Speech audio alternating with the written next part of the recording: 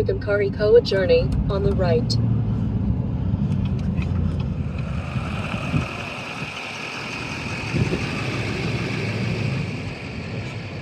You can hear our truck still running in the background. We just arrived.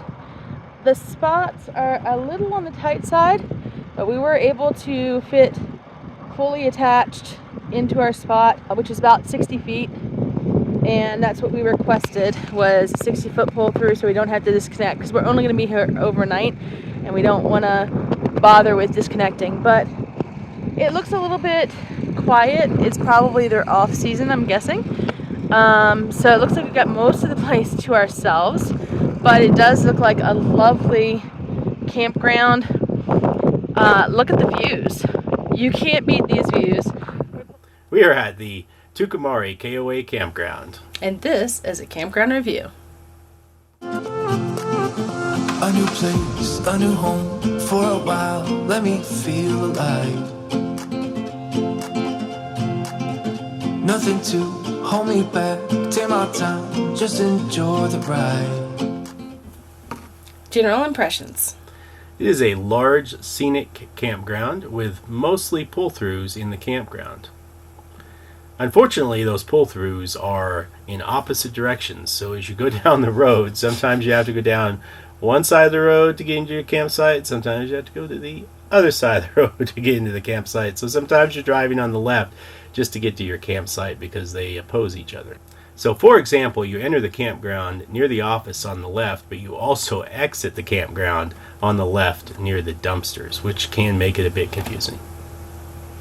The cost for us was $62, and that was including our KOA membership discount. Campsite. The campsite was mostly level. It did have a small, livable tilt. Ours was gravel, but some had cement pads. There was grass between the campsites, which was nice, and they all looked to be about the same size, at least the ones that were around us, at about 60 feet. They do advertise, though, that they have some that can accommodate all the way up to 100 feet. They had full hookups, 50 and 30 amp, hashtag 50. We had a picnic table at our site, and there was a grill, but it was shared between the two sites. They did have Wi-Fi as well, and really good water pressure. Amenities. They had bathrooms and showers available, and a dumpster was easily located. The laundry was 24 hours a day, but we didn't really have time to use it. This was another one of those days where we came in late and left early because we were trying to avoid a storm, so we didn't get a chance to go in and look at the laundry room and see how many washers and dryers they had or what the cost was. They did have propane available, but they weren't yet certified, so by the time that this is aired, they probably have been. I would just double check before you go. Other amenities they have include a playground for the kids, basketball, shuffleboard, and horseshoes. Dog friendliness. They did have two small off-leash dog areas, although the fences were really short, so larger dogs may be able to clear the fences if they jumped over them, which is an area we'd like to see them improve in. There was also no pickup stations or trash cans in the off-leash dog areas.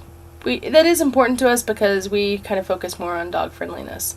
But it's definitely an area that would be easily improved on. Campstore. They did have a small camp store available with all the essentials. Camp staff interactions. The woman that I worked with on check-in was friendly and courteous. Additional information. So the campsite was clean and nice, and it was very quiet, but it was the off-season. Breakfast delivery, including a pancake breakfast, was available, which is very nice, although we didn't use it. This campground, when we visited, was just under new management, so look for improvements in the future. They also gave us a cookie at check-in, which was really nice. A nice touch. Definitely. Now the moment you've been waiting for, the campground ratings. But before we get to that, make sure to like and subscribe so that you don't miss another campground review. Plus, it really helps us out. It tells us that you like these reviews so that we can bring you more content. For those of you that are new to this channel, we're going to go ahead and put up our rating system so you can see how we rate these campgrounds. But most of you have probably already seen this before, so we'll roll right into it. For rooms, we gave them a 4. We gave them a 4 because it was aesthetically pleasing. It had grass between the sites, it had a picnic table, it was really a nice campground. The only thing that was a little off-putting was the fact that they were basically all buddy sites, which means they were facing each other, and we had some things that were shared like the grill. That's why we marked them down 1 star. So for service, we gave them A 4. We gave them a 4 because we only had interactions with one person, but the person that we did interact with was very pleasant and nice to deal with, and also gave us a cookie. Who doesn't like a cookie? That's right.